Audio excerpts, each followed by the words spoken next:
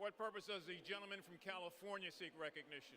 As a member designated by Mr. Vella pursuant to HRes 8, I inform the House that Mr. Vella will vote aye on HRes 486.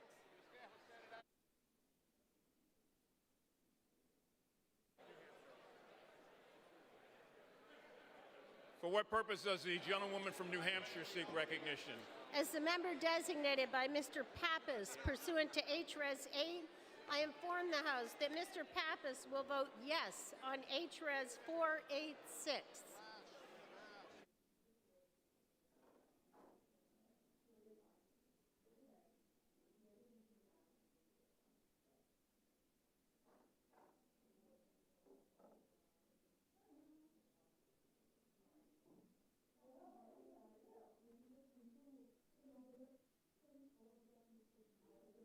Does the gentleman from California seek recognition?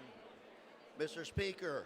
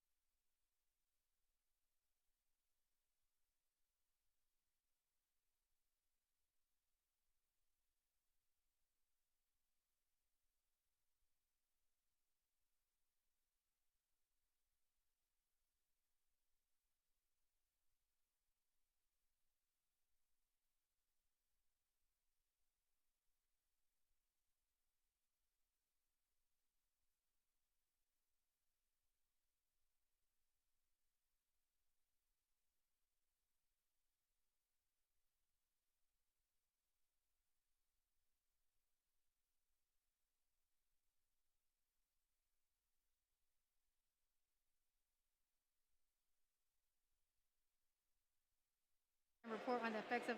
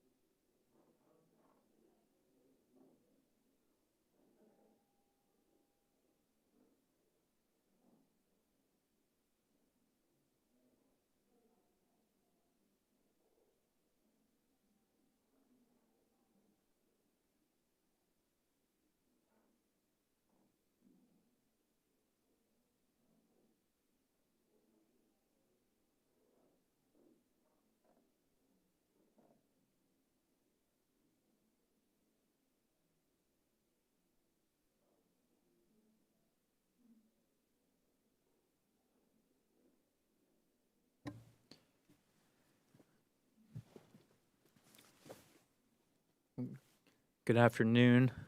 I call this hearing to order. Without objection, the chair is authorized to declare a recess at any time.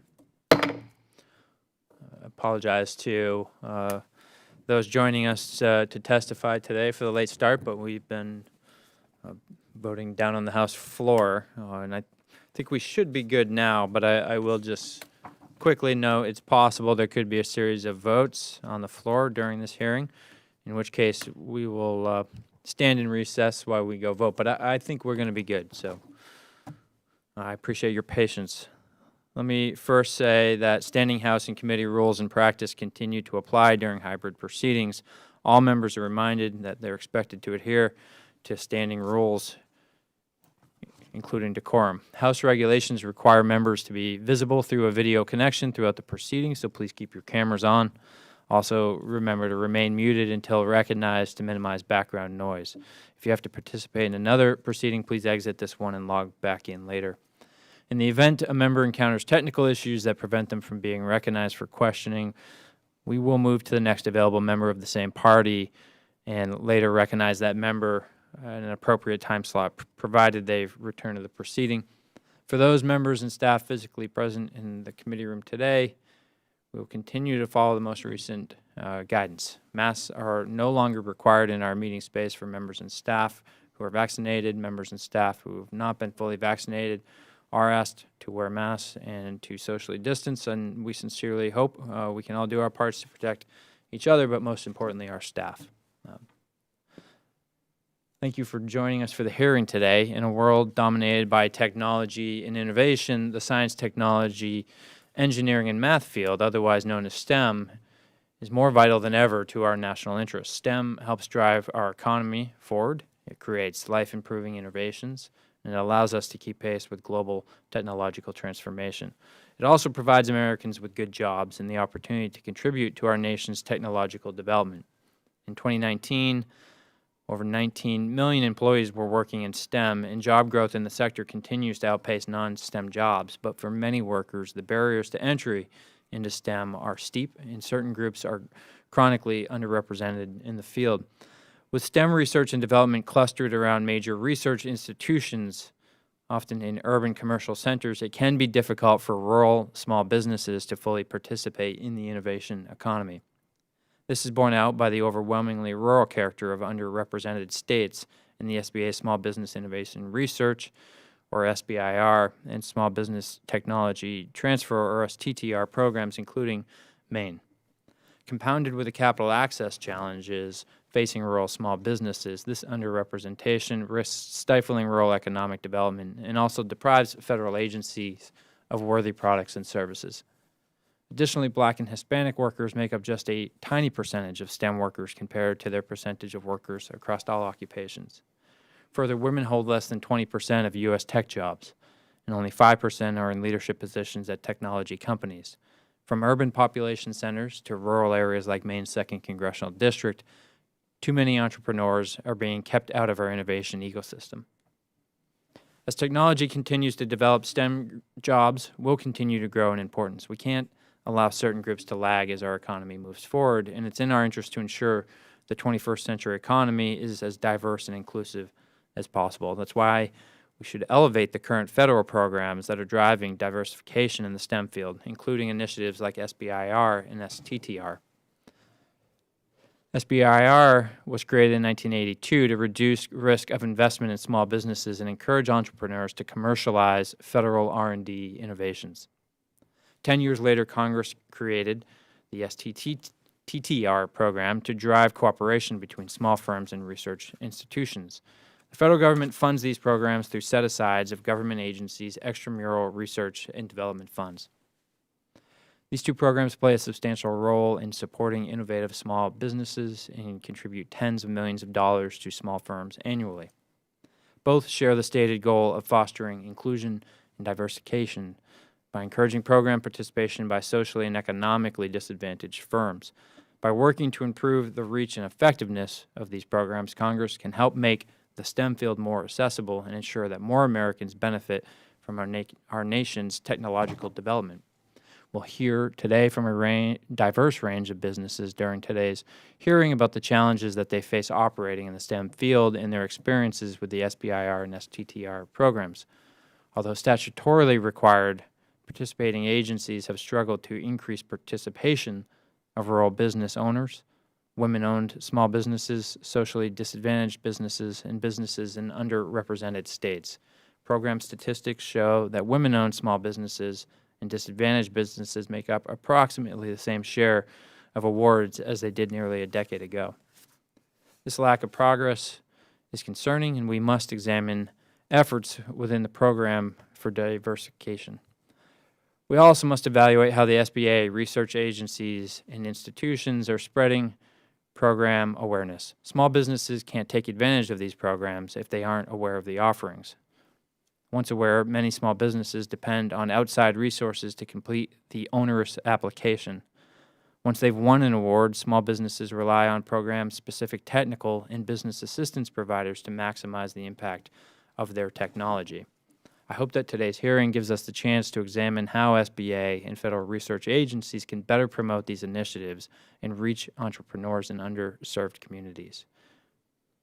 The two programs have a proven track record of providing a return on investment in funding groundbreaking technology that can improve Americans' lives, but high barriers to entry limit the reach and impact of the program. By increasing diversity in the STEM field, we can create a better future for many Americans and regain our footing as one of the world's most innovative nations. I will now yield to the ranking member, Mr. Hagedorn, for his opening statement. Chairman, thank you for holding the hearing. It's good to see you today, and I appreciate our shared commitment to rural development and small businesses in the rural communities. Today, we will discuss two vital programs to our nation's industrial base: the Small Business Innovation Research, or SBIR, and the Small Business Technology Transfer, or STTR programs. These two initiatives play pivotal roles in the development of new technology to enable federal agencies to meet program and project goals while sparking significant job creation amongst American small businesses. These programs have positioned thousands of small businesses to create new technologies, commercialize products, and generate high-wage jobs. We must continue to facilitate success while ensuring that taxpayer dollars are utilized appropriately and efficiently. Given the success and popularity of the SBIR and STTR programs, I believe our Small Business Committee should move swiftly and pass reauthorizing legislation far before their September 2022 expiration. I appreciate, Chairman, that you're holding this hearing and you're working closely with members on both the majority and the minority, and so we can keep moving this issue along. Without any additional cost to taxpayers, the federal agencies utilize SBIR and STTR programs to contract with small businesses to procure unique solutions to improve service to the American people and solve public sector challenges.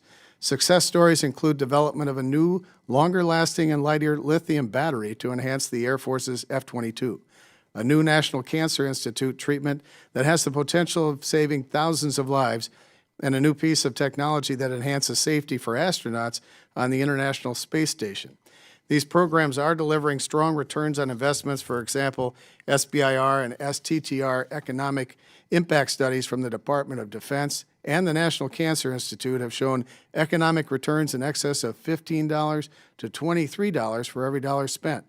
That's in addition to improved military strength and capability, significant cost savings, expanded sales of new products and services for our small businesses, life-saving medical techniques and products, and added sales and profits in our economy. When administered appropriately, the SBIR and STTR are a quote-unquote win for U.S. taxpayers, federal agencies, and small businesses. To state it again, these are successful government programs that deliver real results. I hope we can continue to encourage the acquisition of technology and solutions to meet the federal government's needs while ensuring that small companies have equal access to these programs and guarantee that taxpayer dollars are being spent efficiently and effectively. Thanks again, Mr. Chairman, and I yield back. Thank you, Mr. Hagedorn. I'd like to take a quick moment to explain how the hearing will proceed. Each witness will have 5 minutes to provide a statement, and each committee member will have 5 minutes for questions. Please ensure that your microphone is on when you begin speaking and that you return to mute when finished. With that, I'd like to introduce our witnesses. Our first witness is Mr. Joshua Henry, president and founder of GoLab Incorporated, located in Belfast, Maine. GoLab was founded in 2017 to develop and manufacture wood fiber insulation for the residential and light commercial construction markets. In 2018, GoLab won a Phase 1 SBIR award from the EPA to further develop their technology. In 2022, GoLab will become the first company to make wood fiber insulation in North America at its new manufacturing facility in Madison, Maine. Thank you, Dr. Henry, for sharing your story with us today. Our second witness is Ms. Nancy Min. She is the founder of Ecolong, located in Buffalo, New York. Ecolong is currently working on Phase 2 of their project, Advanced Peer-to-Peer Transactive Energy Platform with Predictive Optimization, awarded by the Department of Energy. Their technology aims to reduce the cost of solar power and increase adoption of distributed energy resources. Thank you, Ms. Min. Our third witness is Dr. Angelique Johnson, founder and chief executive officer, you'll have to correct me if I'm wrong, I'm sorry, of MEM-STIM LLC, located in Louisville, Kentucky. Dr. Johnson has used 3 SBIR grants from the National Institutes of Health to develop her 3D printing methods used to manufacture parts for cochlear implants. In addition to her work in the lab, she is the CEO founder of Visionarium, an organization that promotes, trains, and equips underrepresented entrepreneurs. We greatly appreciate her expertise on today's topic. The ranking member, Mr. Hagedorn, will introduce his witness. Well, I'm honored to introduce our final witness. Dr. David Green is the Chief Executive Officer of Physical Sciences, Inc., or PSI, headquartered in Andover, Massachusetts. PSI's mission is to translate science into solutions that solve mission-critical needs for their customers. Andover has been the headquarters and backbone of PSI since 1989. It's the largest and most extensive of the several locations, hosting 68,000 square feet of office and laboratory space. In addition to their technical capabilities, the site is also home to their accounting, contracts, and technical publications departments, as well as their prototype manufacturing facility. Dr. Green has participated in the growth of the PSI for 45 years, emphasizing technical excellence in program performance and focusing on aggressive technology maturation to enable its rapid, successful transition to fulfill the needs of their government and commercial customers. Dr. Green, we welcome you today, and we look forward to your testimony. Thank you. We'll now move to our witness testimony, and Dr. Henry, you're recognized for 5 minutes. Thank you. Chairman Golden, Ranking Member Hagedorn, and members of the Subcommittee on Underserved Agricultural and Rural Business Development. Good afternoon. My name is Joshua Henry. I'm the president of GoLab, a Maine-based building materials company. I'm grateful for the opportunity to talk to you today about the Small Business Innovation Research Program, the vital support it gave our company at its inception, and some of the ways we believe SBIR can be strengthened. Next year at our production facility inside the former paper mill, GoLab will become the first company to manufacture wood fiber insulation made in America. Our products marketed under the brand name Timber HP will include batt insulation for stud wall cavities, continuous exterior insulation boards, and a blown-in loose fill designed to work as one comprehensive above-grade system for the entire building envelope, or as affordable, healthier drop-in replacements for foam, mineral wool, cellulose, and other traditional insulations, targeting the residential and commercial construction market. Well, SBIR grants are modest, monetarily speaking. They are nonetheless critically important to early stage companies. The program gives small businesses and entrepreneurs the freedom to research and develop new technologies, often in partnership with local universities that are years away from commercialization. When we founded GoLab in 2017, insulation made from softwood chips had already been a successful product in European markets for over 20 years. Our SBIR grant focus allowed us to partner with researchers at the University of Maine's Advanced Structures and Composites Center. Using the center's advanced machinery and equipment, we were able to determine that we could make a more renewable, cost-competitive, and higher-performing form of wood fiber insulation in America by using alternative binding agents in the insulation manufacturing process. Too often, these sorts of research and design partnerships with major universities and access to their highly specialized equipment are more easily accessible in urban centers than in remote rural communities like the one where GoLab's production facility is based. Our SBIR grant, though small, helped validate the entire concept at the heart of our business plan. We were able to use this hard, verified data to begin the long process of raising private equity and other financing to move our vision of wood fiber insulation made in America towards reality. And by the end of the summer, we will have financed this project with over $40 million of private equity and $85 million of private bond equity into the project. Expanding funding and partnership opportunities under the SBIR program is critical if we hope to empower the kind of entrepreneurship in rural communities that make it easier for new industries to take hold, hire local people, and thrive. I'd like to end my remarks with 2 suggestions for improving SBIR based on our experience. The program, as valuable as it is, could be made even stronger by simplifying the application process. As a former college professor with a PhD in materials chemistry, I've applied for many grants over the years. Nonetheless, a colleague, also an experienced grant writer, and I found the application process far more bureaucratic and complicated than it needed to be. To complete our proposal, we ended up needing extensive help from consultants and SBIR specialists hired by the state of Maine.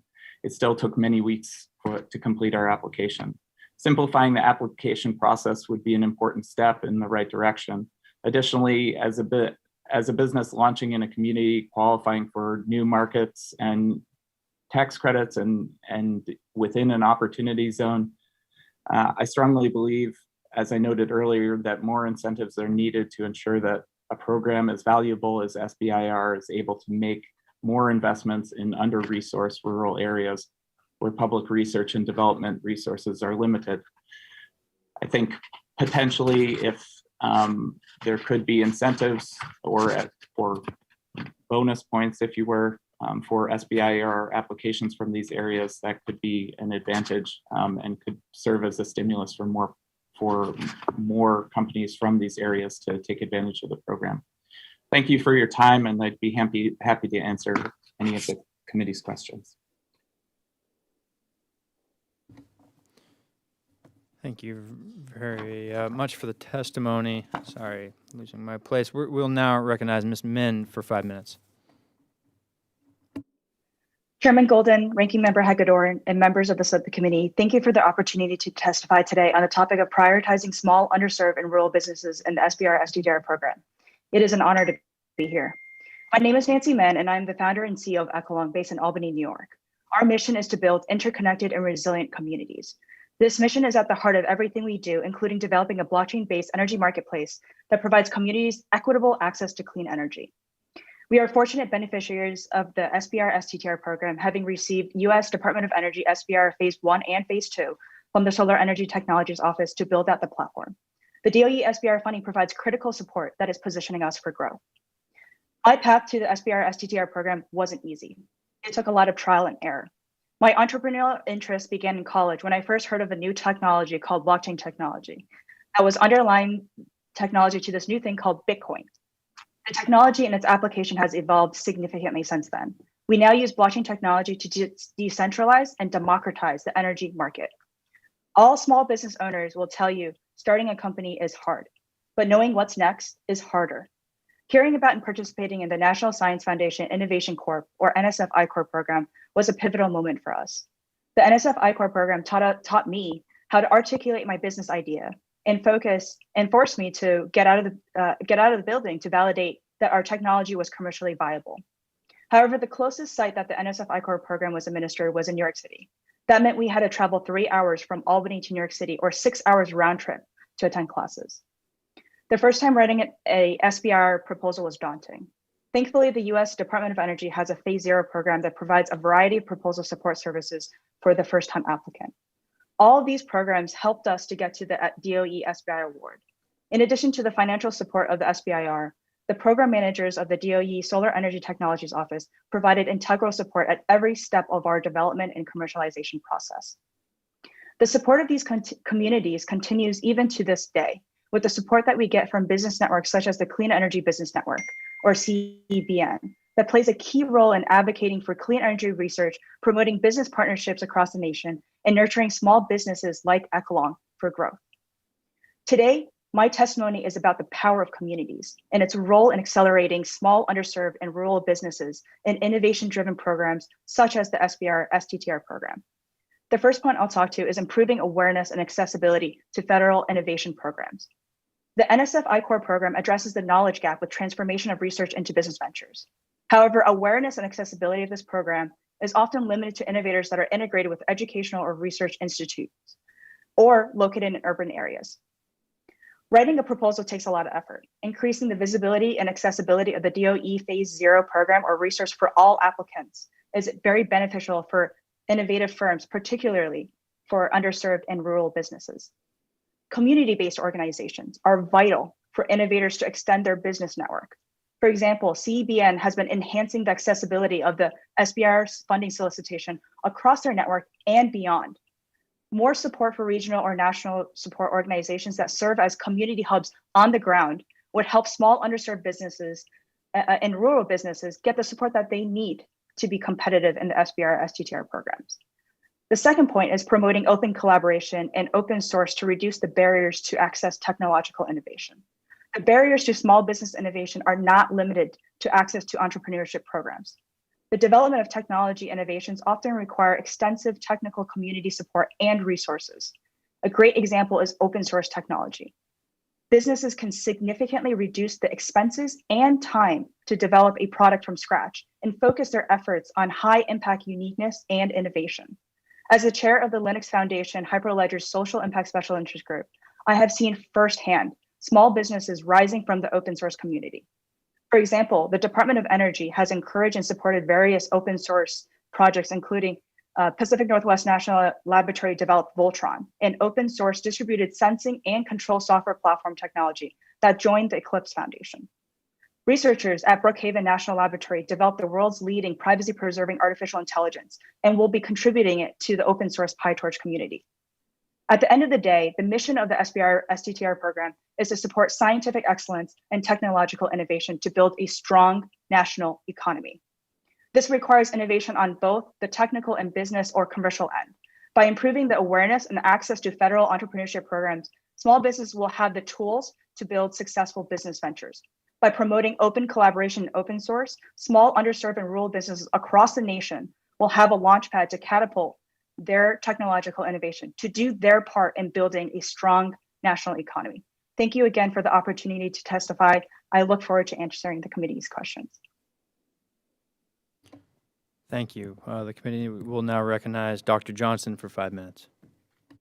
Thank you so much. I want to thank Chairman Goldman and Ranking Member Hagedorn for the opportunity to come and talk and testify to the Committee on Small Business and the subcommittee actually on underserved agriculture and rural business development during this hearing, which is titled Prioritizing Small, Underserved, and Rural Businesses in the SBIR/STTR Programs.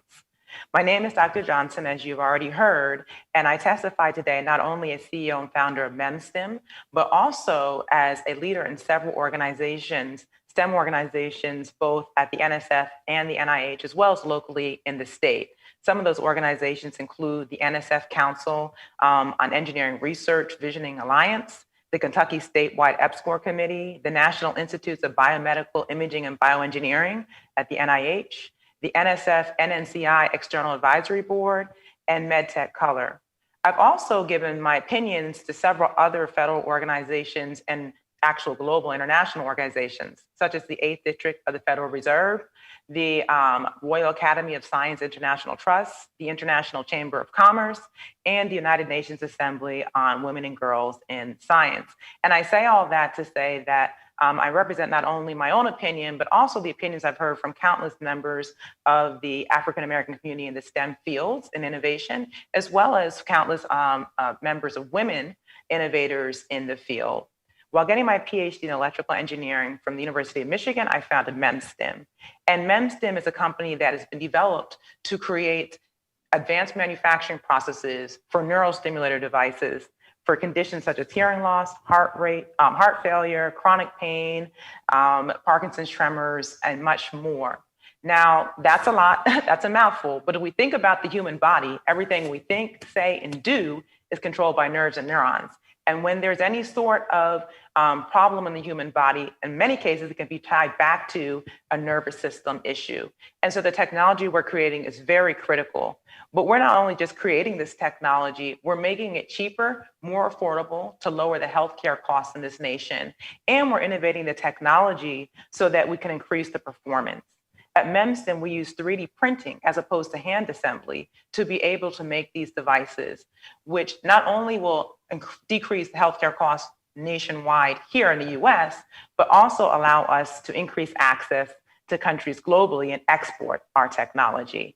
Now, today, I wanted to talk about my experience a little bit having received SBIRs. And one thing I wanted to make very clear is that my company would not have been able to be as innovative and have done as much great work as we've done without funding from the SBIR program.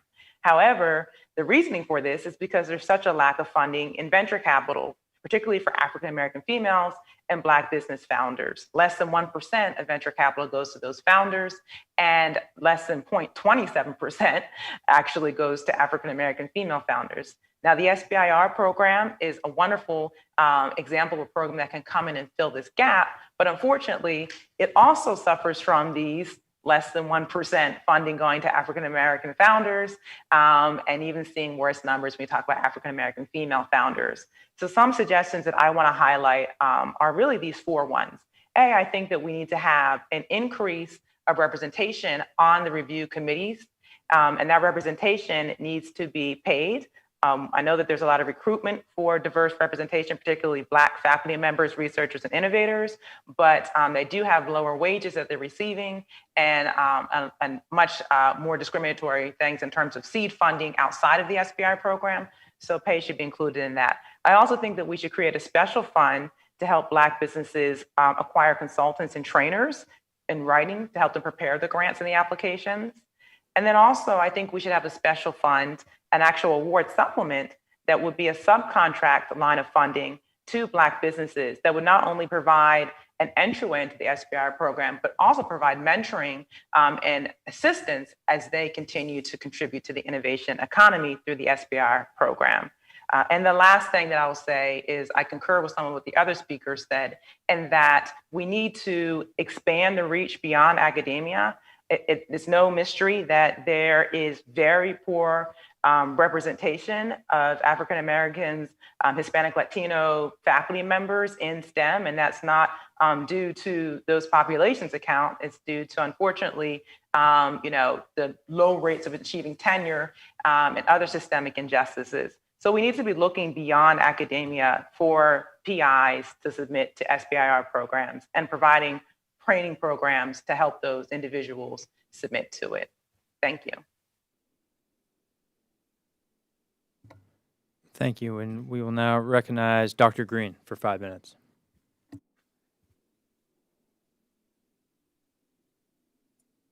Good afternoon, Chairman Golden, Ranking Member Hagedorn, members of this subcommittee and the House Small Business Committee.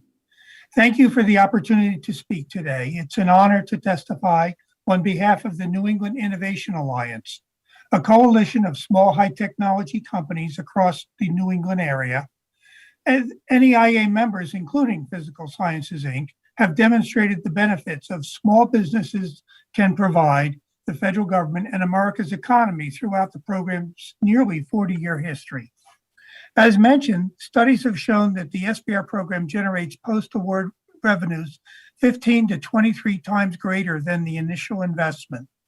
That program more than pays for itself. I appreciate that this committee is holding these hearings to ramp up efforts to reauthorize these good programs. SBIR is a flagship American innovation program that other countries seek to emulate. The formula for its success lies at its core, competitive and merit-based. Innovative small business entrepreneurs from across the country propose concepts addressing national priorities and commercial needs. There are many more ideas than awards. Selection at each phase is based on the best concepts, best performance, and above all else, the best science. This competitive, merit-based process leads to a very high success rate for transition and commercial success. The best science produces the best technology that's essential if the United States is to remain a global leader. Those best ideas can come from anywhere in the country.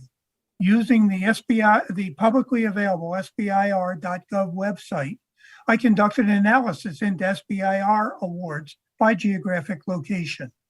This analysis confirmed that citizens in each part of our country have priorities and are motivated to improve what matters to them in their daily lives. The analysis found that different parts of our nation pursue technology innovation in different areas. To this point, the state of Maine wins over 4 times the national average per capita in Department of Agriculture SBIR awards and 3 times the national average in Commerce Department awards. Kansas and Wisconsin far exceed the national average in agriculture awards. Minnesota wins nearly 3 times the national average in Department of Education awards and well above the national average per capita in health, agriculture, and awards from NSF. New York exceeds the national average in education awards. Innovators in those states are motivated to address problems that affect their daily lives. And with insight based on firsthand knowledge, they achieve a high award rate. Great SBIR ideas and compelling solutions arise from the trained scientific and engineering minds, wherever those researchers reside. The SBIR program does not compel those minds to live in a certain state. What SBIR can do is give women and minority-owned and disadvantaged businesses a fair chance to compete, win, and see their innovations succeed. The current 3% administrative allocation that allows participating agencies to promote outreach and diversity within the program should continue. A large community of support organizations exists to help with all aspects of creating a winning proposal, from preparation to identifying commercial applications. First-time proposal writers can readily find the support they need to submit their great idea. The NEIA is an informal group of companies, often competitors, that share best practices to make each company stronger. This mentoring for the common good brings benefit to all. NEIA has helped establish similar alliances in other parts of our country.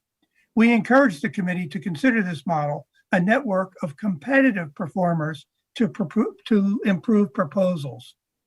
Many NEIA members are employee-owned companies, where every employee owns a portion of the company, and all employees share in the success. Women, minorities, service-disabled veterans, no matter their ethnicity or sexual orientation. In closing, NEIA respectfully urges the committee to pass an SBIR STTR reauthorization bill this year, affirming its core principles. The program should be permanently reauthorized in its current form to provide stability. The permanent reauthorization should strengthen the commitment to a competitive, merit-based participation and award structure. The existing pilot programs, including the use of 3% of the funds for administrative costs, permitting outreach to increase participation by underrepresented communities, should be made permanent. The reauthorization should include a quantitative assessment of the merits of changes in a publicly available report to Congress. NEIA commends this subcommittee for holding this hearing. SBIR has proven its value many times over. Please make it permanent. Thank you again. I look forward to answering your questions. Thank you. And with that, we will move to questions, and I'll recognize myself first for 5 minutes. I think I'll start, probably no surprise to folks, with our panelists from Maine. Mr. Henry, I'm just curious, could you remind us the degree that you hold? I have a PhD in physical and materials chemistry from Cornell University. And you've also, I think, do I remember correctly, you've been a professor? Yes, I was a professor in the chemistry department at the University of Maine when we started this company. So I think it's fair to say you have a a lot of training and background in things that help you with some pretty complex stuff, as well as experience helping other people understand very complex issues that probably most of us here in Congress don't understand ourselves. And yet you found the bureaucratic and complicated application process for the SBI program that GoLab competed for and ultimately did win to be pretty tough. Can you just talk more about that experience? And do you have any specific examples or recommendations about what we could do to ease that process? Yeah, I mean, I'm very curious to hear what the other panelists have to say about their application experience. We have a full-time employees of about 15 at this point. When we were doing the SBIR, it was only 4 or 5 of us at that point, but another colleague of mine had about 20 years of experience in government relations and grant writing. And we found the SBIR application to be the hardest of the federal grants to apply because of the detailed nature of the application. There are just so many, it varies from agency to agency, but we found across agencies that there were numerous addendums to every part of the application, so much so that the state of Maine has full-time consultants working with the Maine Technology Institute, which is an industry advocate and funder of technology, advanced technology companies. They hire consultants to just help those companies through the SBIR application process, help them with their budget, help them with just submitting the application and making sure all of the, every box is checked. And I think the hard thing for small companies and companies that are struggling with funding is the question of most grant proposals are not successful, as Dr. Green pointed out. To dedicate that much time to a proposal with the chance of it being knocked out for some small sort of box not checked in the application can be devastating for a company to spend that much time and yield absolutely nothing from it, including no feedback from reviewers. That is, that can be tragic for a small company. And I think it's not necessary. I'm curious from the people who institute SBIRs why this, I'd be curious if I were your committee members to find out from the people who have instituted SBIR over the years, why they find it necessary for all of these various forms and things that need to be committed, and that they don't see this as a problem of the program, that a state like Maine would need to hire consultants in order to get people through the program. I also think, being from a rural area, I can tell you that most of the people where we are in the town of Madison have no idea what SBIR is, let alone the idea that they would reach out to, that they would know that there are consultants there to be able to help them through the process. Of course, I know about it, but I was a professor at the University of Maine. But most business owners in the state of Maine, I'm sure, don't have an understanding of SBIR and certainly couldn't get through the application process, in my mind. Thank you. That's a very helpful start to the conversation. I have a lot more questions for you, but also for the other panelists. But I'm just going to go ahead and cede my 10 seconds remaining here and recognize Mr. Hagedorn next. We'll come back later. Thank you, Chairman. I appreciate all the witnesses for being here. Very good discussion so far. Dr. Green, you seem to have some success with these programs and have made some gains for federal agencies along with your own company. Can you explain, kind of in a nutshell, how you're doing so well and how you've utilized this and how it helps the taxpayers and the government? We from the outset at the proposal stage focus on the application and direct the program to achieve what the customer has as his goal. And each step of the way, we define milestones, reducing the greatest risks first, and then move those forward.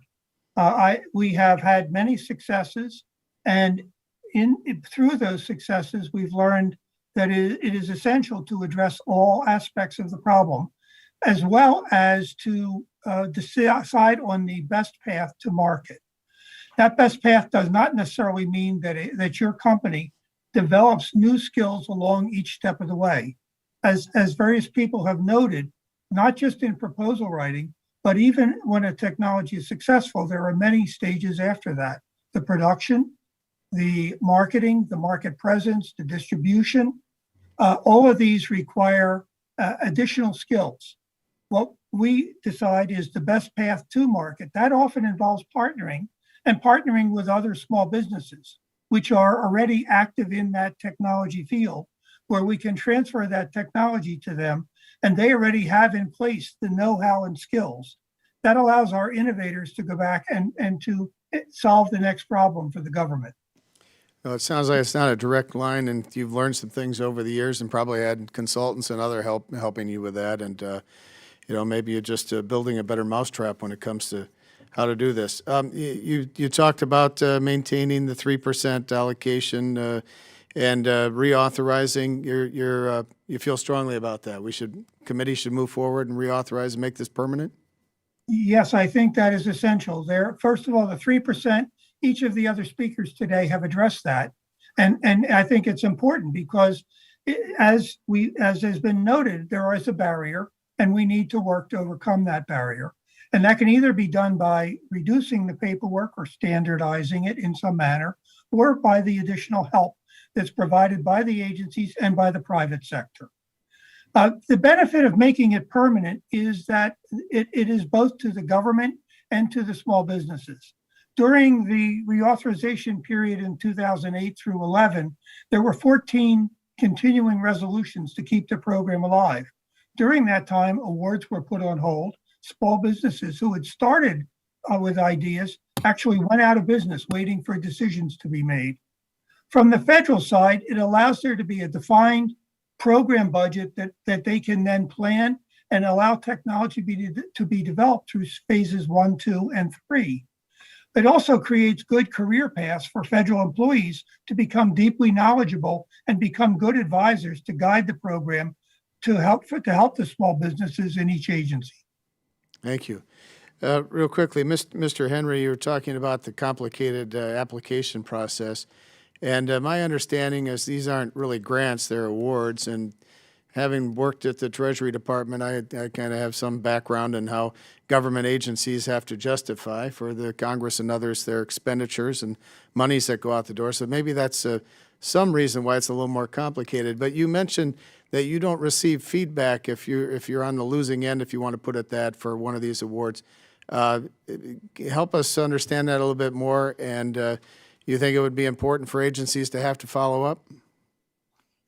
Well, I want to clarify that if you're on the losing end, if your application is accepted and it goes through the process and it's rejected, then you would receive some feedback, although we have not always received feedback from every agency, which they are supposed to provide, but do not always. But at least not in our experience.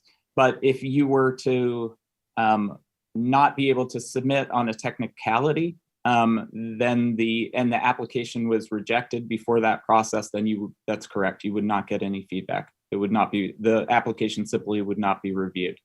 Okay, thanks. I think that clears it up. Chairman, I'll yield back. Thank you. Next, we will recognize Rep. Pete Stauber from Minnesota 8.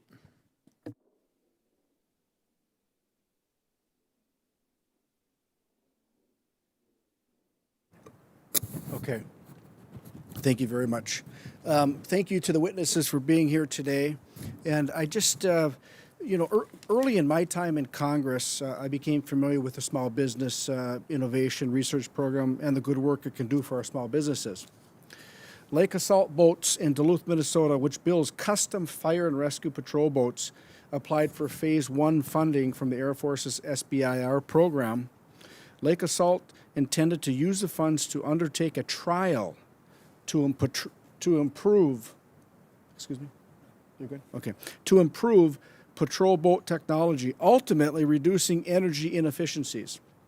As Mr. Green noted in his testimony, it is fascinating to see how the different parts of the nation are inspired to pursue technology innovation. With our many lakes in Minnesota, it makes sense that my constituents would look for technology that improves the technology of our patrol boats while keeping our lakes pristine for future generations. Mr. Green, as we look toward reauthorization, what would you caution Congress from adding or removing from a reauthorization bill that might actually impede or harm the program? Why don't you give me an easy question? I would argue that we certainly don't want to add more barriers and make it more difficult to submit the program. The program has already made great strides in moving it to move quickly, to make decisions quickly, and that allows the small business to have continuity. So I would urge the Congress to continue to make sure that award decisions are made in a timely manner so that the small business can make business decisions and move forward. I think what is essential is that the program remain merit-based, because there are always many suggested solutions to any problem. But we as Americans have to have the best solution so that we can continue to remain the world technology leader. If we are to settle for less than optimum solutions, that will lead will result in us losing our leadership. Thank you.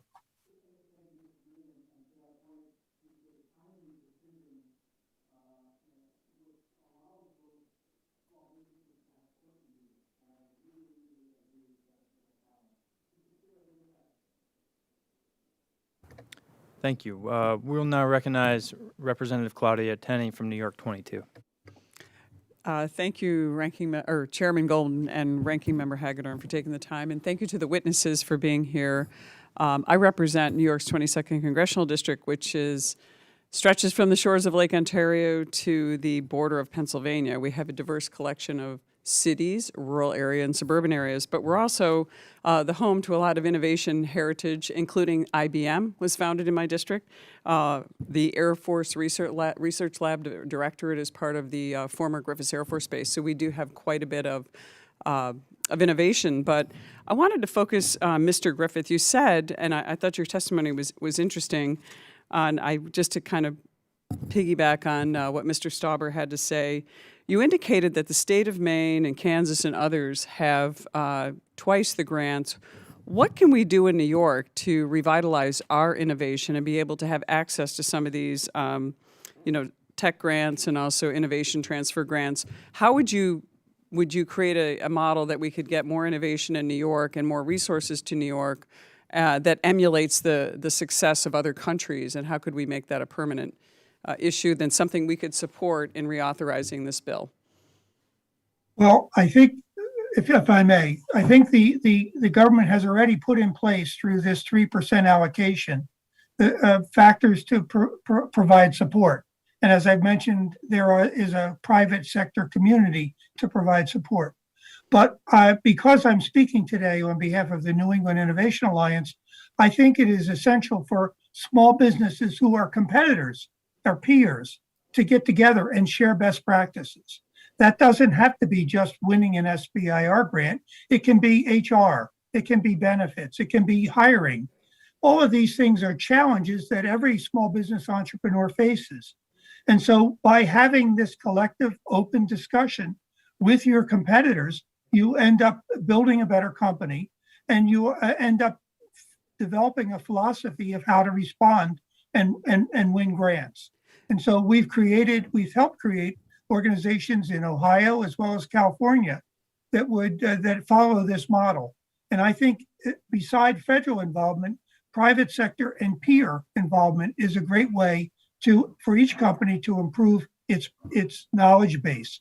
Thank you. Yeah, thank you, Mr. Green. Can I just add a quick anecdote to that? Do you think that the fact that maybe some of our state regulations and the operation of our state business community or the way that states handle innovation and supporting these businesses has an impact?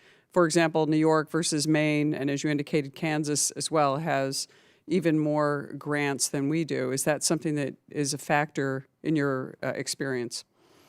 If I may clarify, that was more grants per capita. Per capita, okay. Yeah, I mean, you can't expect Wyoming to have as many grants as California. There's a few more people in California. Right. New York, But New York is huge. And New York has a fair amount of people, and they also, as a state, make significant investments. I'm aware of NYSERDA and other such state-funded organizations that help stimulate commercial opportunities that complement the SBIR program.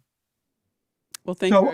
I think the state should, in addition, try to complement and benefit the companies within their states.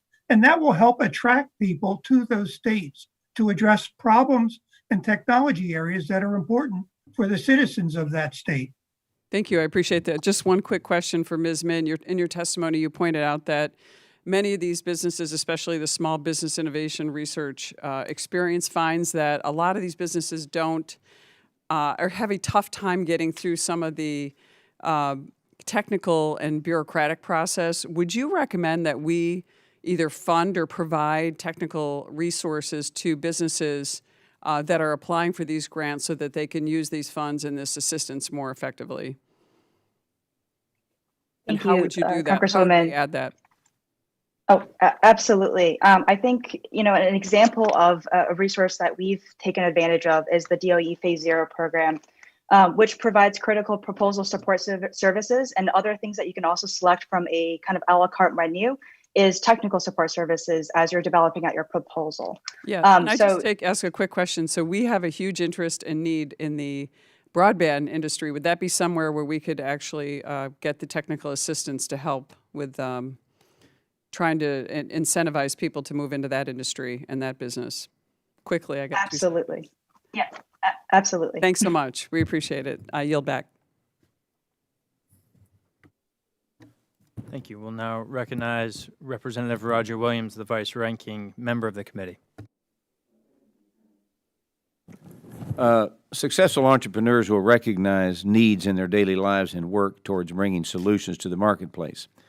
Something I think is beneficial about the SBIR program is that it does not take on a one-size-fits-all federal approach and runs through different federal agencies. This allows innovators in different states to be able to access the resources to best address their needs in their own communities. So, Dr. Green, as someone who represents numerous SBIR grantees across the Northeast, is there any agency that administers this program the best? And how can the other agencies adopt these best practices to better help entrepreneurs? Again, a complex question, and I appreciate. I think many of the members of NEIA have interacted with the Department of Defense, and I think they have a program that's very effective because it ties the topics of the SBIR book to agency needs. And with that, they have a plan that they will award so many phase ones, down select more than one phase two. And then if that meets the metrics as put forth in the book, the SBIR call, they promise that they will place some core program funds against that topic to see that it is inserted into the agency's program. I commend the National Institutes of Health. They have very deep peer review, very thoughtful peer review councils, as does Department of Energy. Oftentimes we will submit a proposal and get 6 reviews on a single proposal. So I commend them all for the care they take in trying to make a good selection. Thank you. Thank you. Several of you stressed the need to simplify the SBIR application process. We don't want to see small business being deterred from commercializing their products and advancing American technology because of too much bureaucratic red tape. So, Dr. Henry, you mentioned in your testimony that you had to hire outside consultants to help with your application. That is still took weeks to complete. So could you elaborate on what specific changes could be made to streamline the application process without compromising fraud and abuse protections within SBIR? Well, I think just to clarify, as Dr. Min said, that we utilized basically the Phase 0 program as well as consultants that were hired by the state of Maine. We didn't have to hire those. I also pointed out that we had a colleague who was skilled in grant writing and participated in that process. I was pointing that out just to show the level of depth of experience that we had in order to be successful.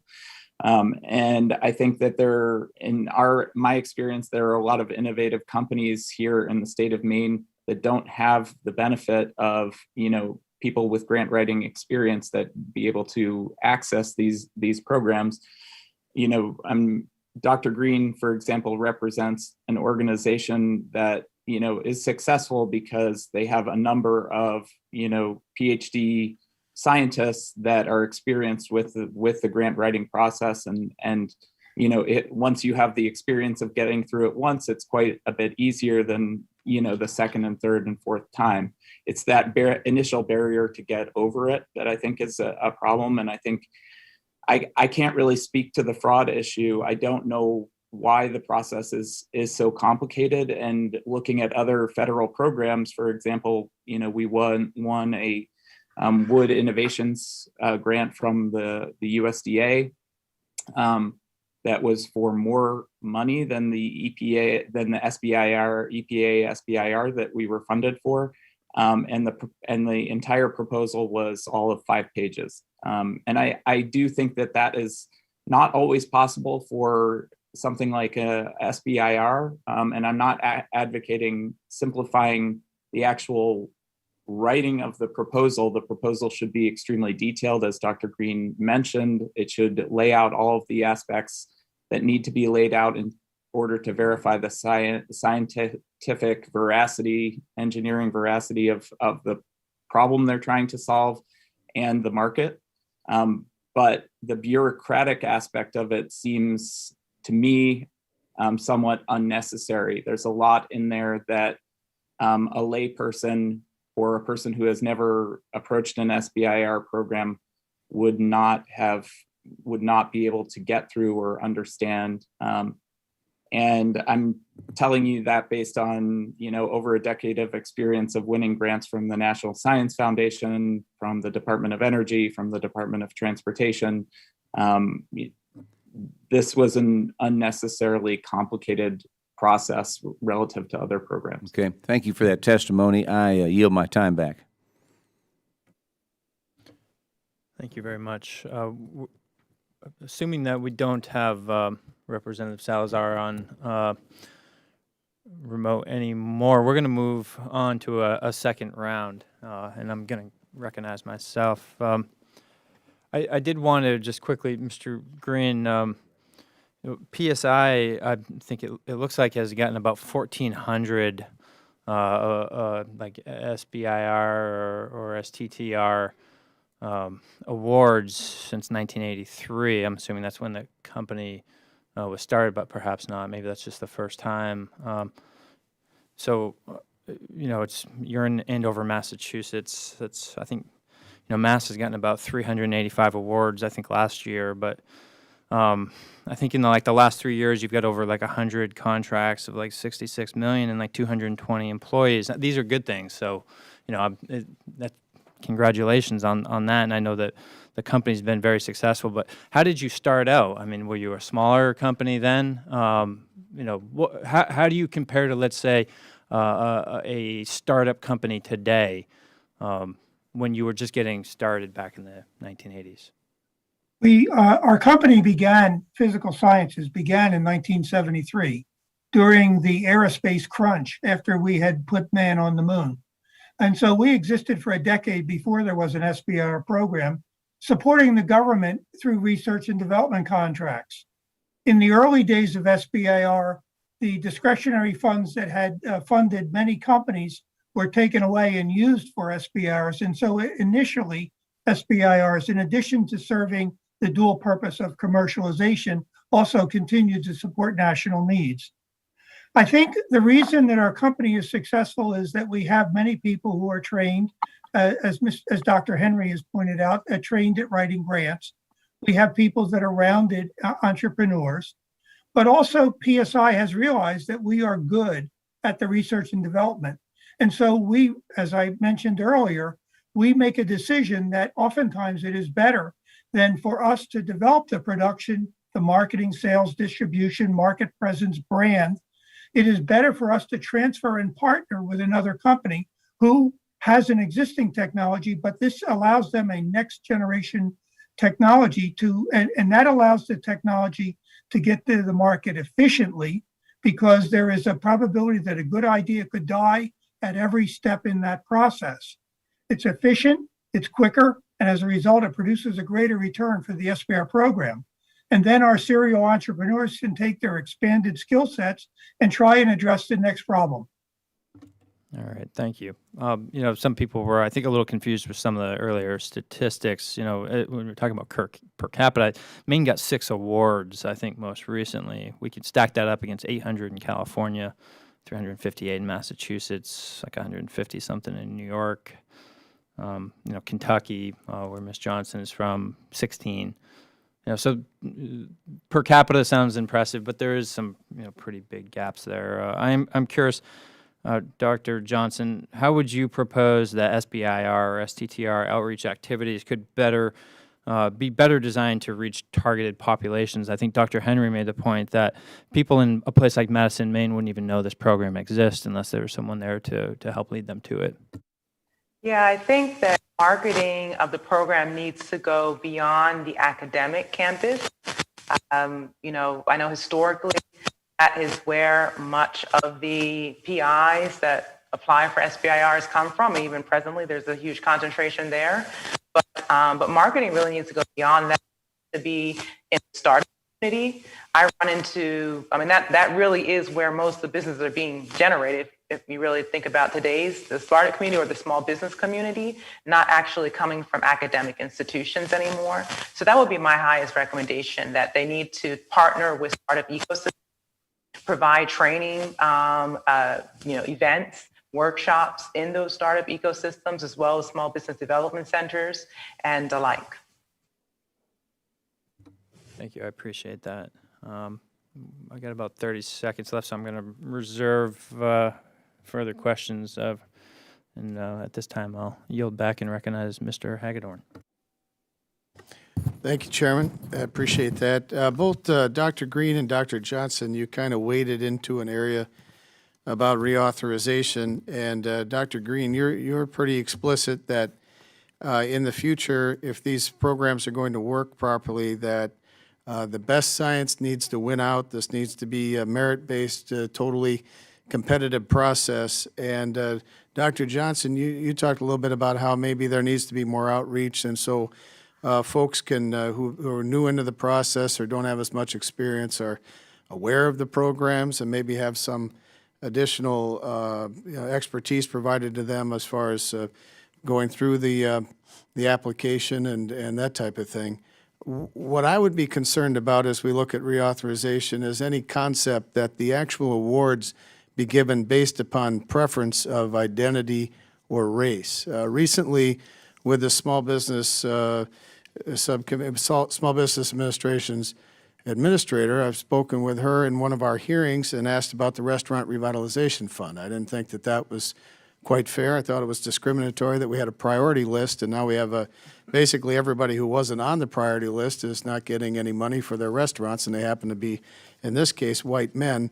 And then you had the Biden administration put out an executive order saying that SBA needed to change its programs and make them conform with equity standards, whatever that means. I've asked her for an explanation of that. Haven't received anything quite yet, although we just sent that letter. Do you have any comments, Doctors Green and Johnson, as to whether or not this should continue to be a competitive process based upon merit, and also that maybe we still need to do some more in order to help people understand what's out there for them? Yes, so I think absolutely it needs to stay merit-based. I'm not suggesting anything other than that. When we think about merit, Dr. Green, I agree with some of his comments and things like that, but we need to understand that these are not research grants. These are small business innovation research grants.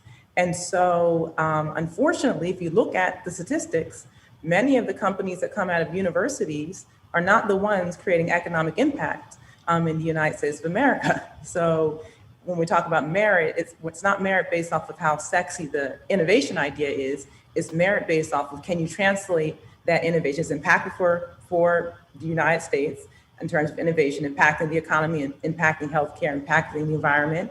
And then also, can you translate that into a commercial company? And so, unfortunately, academic institutions have not shown a stellar track record in comparison to other, ecosystems like the startup ecosystem, the small business development ecosystem. So I think it needs to say merit-based. And my suggestion would not be to change the merit or even the review process per se of the grants, but more so provide more assistance on the front end.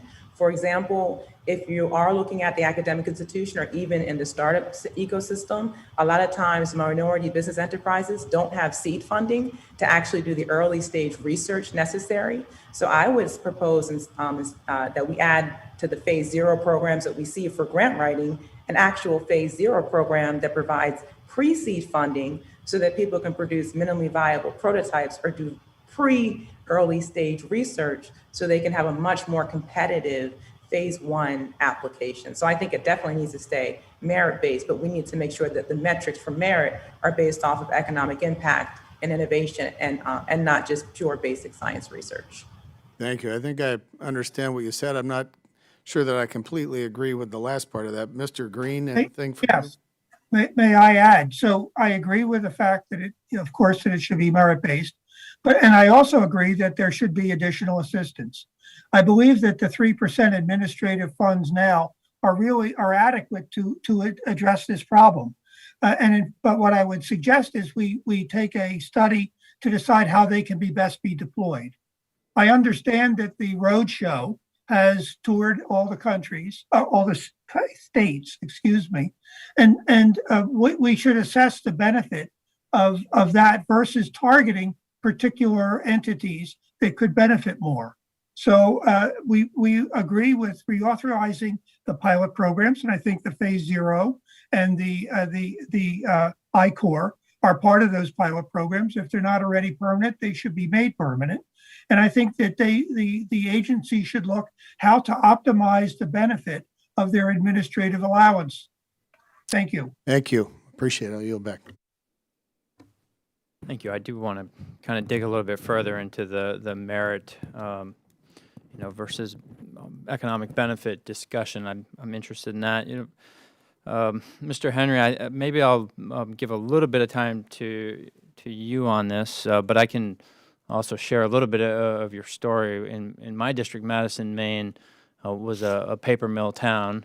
The mill closed just a few short years back, and I think it's fair to say without those jobs, without that industry, the town was pretty much on a path to being decimated. The outlook was not good at all. The decision by GoLab to not only choose Madison, but also move into that old mill space and redevelop it, I think it's hard to gauge the impact there. And bringing back, I think you're on a path to, probably something in the realm of 100 jobs or more. Of course, there's remains to be seen how successful you'll be, but hard to, I think, gauge the benefit. But just dollar for dollar, comparing a SBIR award in a place, let's say like Massachusetts versus Madison, Maine, there's got to be a way to gauge how meaningful that economic benefit it is to, let's say, rural Maine, rural America, and as a result, if we're spurring jobs, creating jobs in disadvantaged communities, it's I'd say it's pretty important from the perspective of taxpayers. Certainly, if you're a taxpayer in rural Maine, that is almost definitely got to be the perspective. But could you, any one of you, talk a little bit about how you might approach some kind of analysis, a way of adding weight in the application process to the award that takes it into the dynamics I just discussed? Sure. Yeah, I guess I'm not an economist and so there are economists that do studies on impact of various businesses on their community. I know in the forest products industry, we have a impact factor of something like 16, which that's a combination of forest products and manufacturing. That's a huge impact on employment and on a community compared to most other industries. But I can't really, it's really hard to say, definitively, anything really valuable to that end. I guess I would just say, I guess I have to I feel impelled to comment on Dr. Green's comment that 3% is adequate. A lot of facts have been thrown around, a lot of numbers have been thrown around, but what proof do we have that 3% is adequate on funding these kind of programs? I can't see, things changing significantly in terms of how we distribute funds for research and development and innovation throughout underrepresented areas, throughout underrepresented communities. I think to Representative Hagedorn's point, merit-based is really, people will throw that around and want it to be some concrete thing. But, my mom was a professor in an Ivy League institution for over 40 years. She graduated more African-American PhDs than any professor in the United States in her tenure, and she graduated 4. So, there is, representation is an issue, for many communities because, those various communities value different things. Rural areas value different things than urban areas. And if the people who are reviewing the applications are primarily from academic institutions, as Dr. Johnson mentioned, they're going to value scientific merit. They're not going to value economic merit. We have, our company, was rejected from most of our SBIRs because of our scientific merit. They didn't view there to be significant scientific merit, but the impact of our future investment of $150 million on a town like Madison is immeasurably larger than the impact that it has on certain. Dr. Sorry. Henry, if I could, I only got about 30 seconds left there, but that is a great point. Talking about that perspective right there, which is the economic merit versus just purely the scientific, and not just the product that you're bringing is going to benefit. There's going to be an economic merit across the country in regards to lower home heating prices and other things. So I think that's also something that could potentially be worked into a process such as this. But Mr. Hagedorn, any other questions on your end? No, I'm good. Yep. I'll just give Dr. Johnson or Dr. Min, Dr. Green, the opportunity to weigh in on this if you want. You don't have to, and I think with that we're pretty. Yeah, I'd like to just comment. I know that we use this term merit, and we're trying to figure out what to evaluate. I actually serve on one of the review committees for one of the agencies that distribute SBIR and STTR, and I don't want to get lost in this discussion of merit. That when it comes to the committees, there is no consideration whatsoever for the applicant coming from a rural area, being, Black, white, Hispanic, Latino. There is none of that is applied into the review process.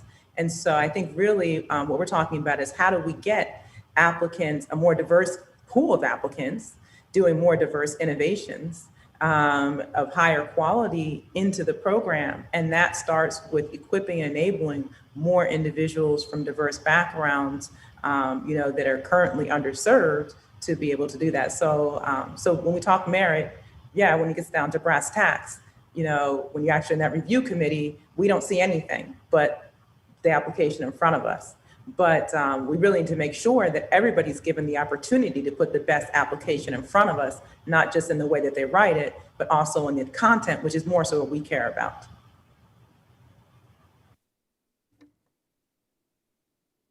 Thank you. Anyone else have any other thoughts on this particular issue? Very good. Well, I want to thank you all for joining us for the hearing today. I certainly appreciate your taking the time and your patience again as we started a little bit late. The testimony was very helpful, and I think that the Q&A productive as well. As we've heard today, not all small businesses have the chance to succeed in the STEM sector. From rural technology companies to women-run startups in our metropolitan centers, a broad range of entrepreneurs are at a disadvantage in the field. SBIR and STTR offer good opportunities for developing technology and growing small firms, but we should work to make them extend to a broader range of business owners. Today's witnesses provided us with critical insights, very helpful insights into improving these programs and fostering greater diversification. I look forward to working with members of this subcommittee to implement these improvements and ensure that these critical programs are reaching as many small businesses as possible. And with that, I would ask unanimous consent that members have 5 legislative days to submit statements and supporting materials for the record. Without objection, so ordered. If there's no further business to come before the committee, we're adjourned. Thank you.